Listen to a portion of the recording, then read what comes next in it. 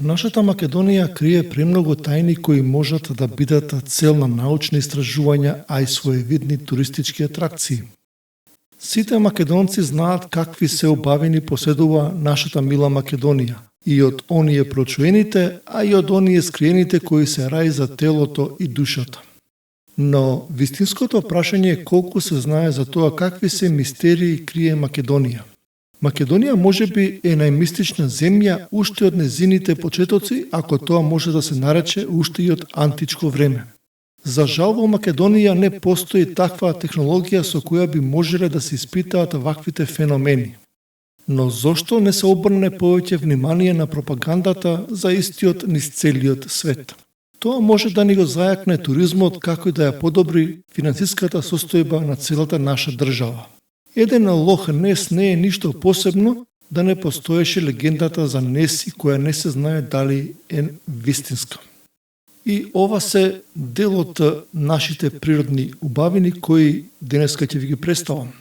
Тиквешко езеро. На прекрасното Тиквешко езеро се наоѓаат чуда од риби. Порано постоела една рибарска приказна која се пренесувала со генерации, дека во езерото постоеле огромни риби кои голтале цели чамци со се луѓе. И нормално ќе си речете во рибарска приказна кој верува. Така тоа станало само легенда. Се до пред некоја година додека на истото тоа езеро не дојде словенска експедиција за друга цел, за на крај да бидат толку преплашени од тоа нешто што се наоѓало на самото дно на езерото. Во Тиквешко езеро постојат сомови кои се предпоставува дека се премногу стари и се со ненормални големини. Има предпоставки дека најголемиот е отприлика колку некој вид на кит.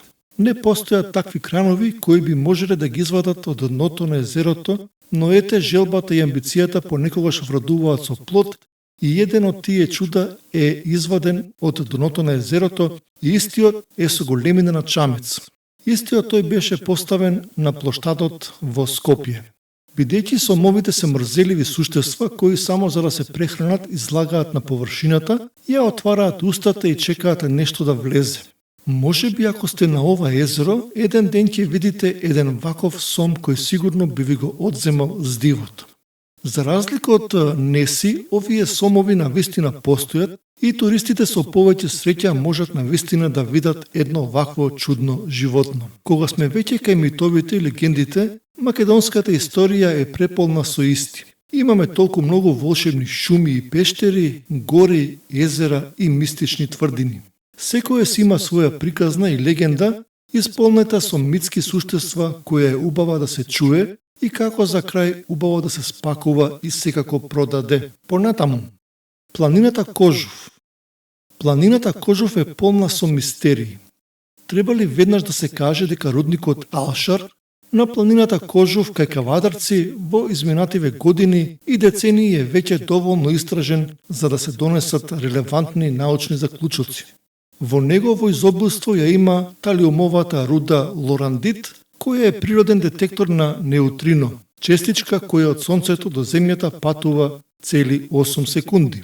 Со други зборови, тој едноставно ги препознава реакциите што доаѓаат директно од јадрото на Сонцето. Лорандитот најмногу ги преокупира светските научни кругови, бидејќи станува збор за мощни редок минерал, за кој е утврдено дека во целиот свет го има единствено во, пазете, во Македонија и можеби уште во Шри-Ланка. Лоцирани се 32 минерала на талиумот, од кои 17 единствено ги има во Алшар.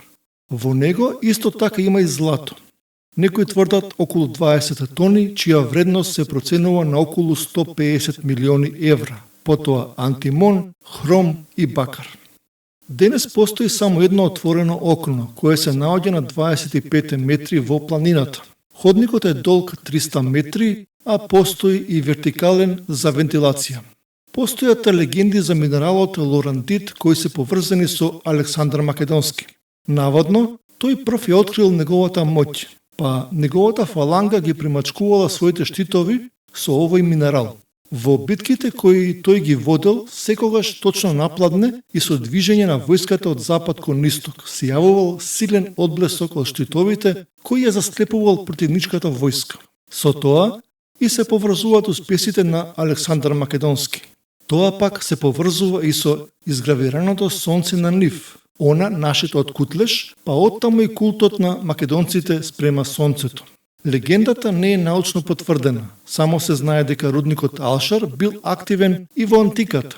Имено, при искупувањето во минатиот век се најдени рударски алатки од античкиот период, што е непобитен факт дека тогаш бил активен. Приказните за неверојатната моќ на лорандитот во своите уметнички дела ги прикажува и нашиот академски сликар Ацо Станковски, кој исто така режираше и филм.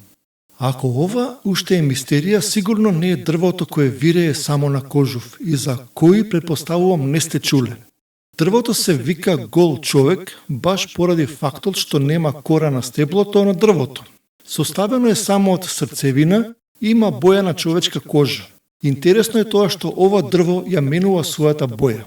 Кога сонцето изгрева, стеблото му позеленува, во текот на денот има боја на човечка кожа, додека пак на зајди сонце поцрвенува.